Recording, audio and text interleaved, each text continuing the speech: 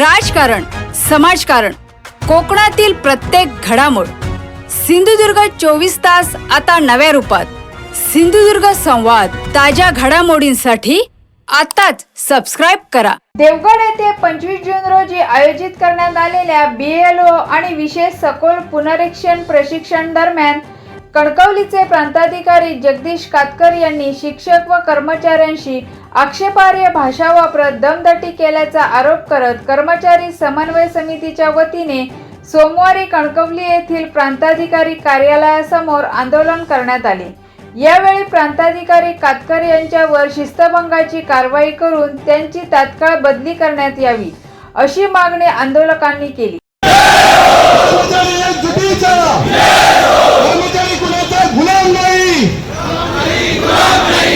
कर्मचारी कुणाचा गुलाम नाही. सर्व कर्मचाऱ्यांना सन्मानाने वागणूक. सर्व कर्मचाऱ्यांचा देवगड येथे BLO आणि SIRचं प्रशिक्षण चालू होतं. या प्रशिक्षणादरम्यान जवळजवळ 300-350 माझ्या माहितीप्रमाणे कर्मचारी उपस्थित होते आणि सगळे कर्मचारी विशेषतः शिक्षक सकाळी 5 ते 7च्या दरम्यान बाहेर पडून शाळेत गेले होते आणि शाळेतून ते डायरेक्ट त्या तहसील कार्यालयात गेले होते. दुपारी 2:30पर्यंत प्रशिक्षण चालू होतं आणि प्रशिक्षणादरम्यान मधल्या कालावधीमध्ये काही खाण्यापिण्यास पण दिलं नव्हतं. त्यांनी खुलाशामध्ये म्हटलं की चहा पाणी दिली, पण ते खोटं बोलत आहेत.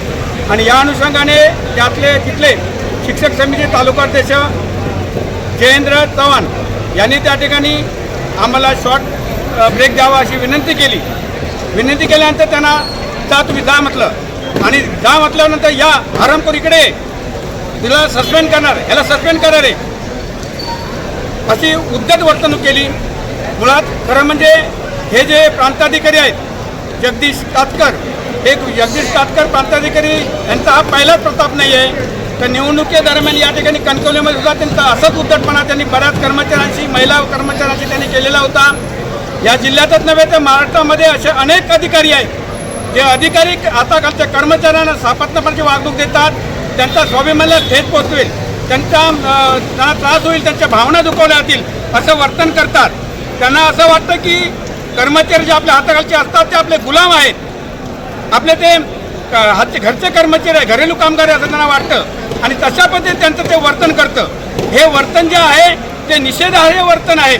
अशा अधिकाऱ्यांच्या बाबतीत निषेध व्यक्त करण्यासाठी हे आंदोलन आहे. ज्या अधिकाऱ्यांच्या बाबतीत असे जे अधिकारी आहेत, विशेषतः हे जगदीश कातकर यांनी जे वक्तव्य केले ते या जिल्ह्यातील तमाम कर्मचाऱ्यांच्या भावना दुखावणाऱ्या आहेत, भावनाला ठेच पोचवणाऱ्या आहेत.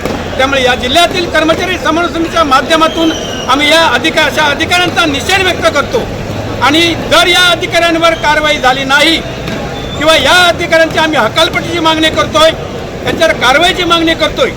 आम्हाला फक्त एकाच गोष्टीचं वाईट वाटतं आहे, एखाद्या कर्मचाऱ्यावर जर एखाद्या अधिकाऱ्यांच्या समोर जर आता अधिकारी कर्मचारी जर चुकीचं काहीतरी बोलला तर त्या कर्मचाऱ्यावर ताबडतोब कारवाई केली जाते, त्यांच्यावर कारवाई करायची नोटीस दिली जाते.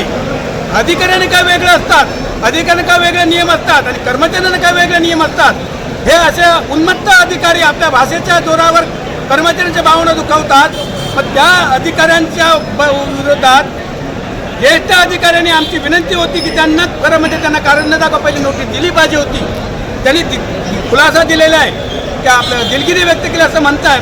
काल आम्हाला अधिकृत पत्र मिळालं, 2-3 दिवस आम्ही ऐकत होतो त्यांनी दिलगिरी व्यक्त केली, पण कालची दिलगिरी व्यक्त केली घात तर खोटी आहे. शेवटचं एक वाक्य फक्त दिलगिरी व्यक्त केलं त्यांनी मान्य करतात. त्यांनी दिलगिरीचं व्यक्त मान्य केलेलं आहे. खरं म्हणजे दिलगिरी व्यक्त करून भागणार, त्यांनी माफी मागितलेली. माफी आणि दिलगिरीमध्ये खूप फरक आहे, लक्षात घ्या. आमची तर मागणी होती त्यांनी या ठिकाणी सर्व कर्मचारी या जिल्ह्यातल्या कर्मचाऱ्यांच्या समोर येऊन जाहीर माफी मागावी आणि यांच्यावर कारवाईचे प्रस्तावित करावी. जिल्हाधिकारी महोदयांनी राज्य शासनाकडे कारवाईसाठी प्रस्ताव पाठवावा आणि यांच्यावर कारवाई करावी एवढी त्या जिल्ह्यातील तमाम कर्मचारी समन्वय समितीच्या सर्व पदाधिकाऱ्यांच्या वतीने मी या ठिकाणी मागणी करतो. आपलं नाव कसं?